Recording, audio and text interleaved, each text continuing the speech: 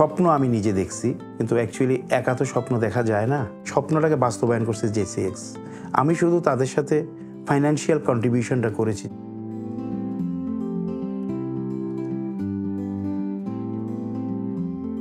প্রাণ খুলে বলে যে স্যার আরও কিছু লাগবে কিনা, আরও কোনো সমস্যা হচ্ছে কিনা, মানে তারা সমাধান করার জন্য এক পায়ে দাঁড়ানো।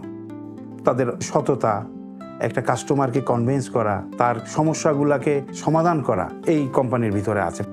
ব্যবস্থাপনার যে দক্ষতা আমি মনে করি যে এই কোম্পানিতে আমি পেয়েছি। অ্যাকচুয়ালি ডিজাইনও ভালো, ডিজাইন যে এত সুন্দর, খুব চোখে লাগার মতো। তার এই যে ফ্রন্ট ভিউটা, আমরা তো প্রথম যে ব্রুশিয়ারে দেখলাম ফ্রন্ট ভিউটা দেখেই কিন্তু আমি তখনই ডিসিশন নিয়ে নিছি যে না, আমি এখানে মার্চ করবো। আমরা মোট 18টা ফ্যামিলি এখানে, তো তার ভিতরে এখন বোধহয় আমরা 9 জন এখানে উঠছি। সাধারণত যেভাবে হ্যান্ডওভার দেয় তার চেয়েও বেটারভাবে ওরা আমাদেরকে হ্যান্ডওভার দিয়েছে। মানে যেরকম কমিটমেন্ট ছিল, এগ্রিমেন্টে ছিল, এগ্রিমেন্টের বাইরে ছিল, আমার মনে হয় না তারা কোনো কিছু মিস করছে।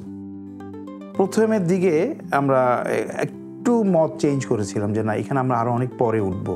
তো আমার ছেলের বিয়ের কথাবার্তা ফাইনাল হয়ে গেল, না ঠিক আছে আমার বৌমাকে এখানে উঠাবো।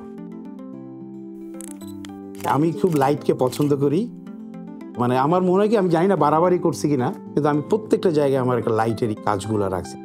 ছেলের কাছেও ভালো লাগছে, আমার বৌমার কাছে ভালো লাগছে। আর হোয়াইট, সব হোয়াইট, আর চারিদিক থেকে আলো বাতাস সব কিছু আসতেছে।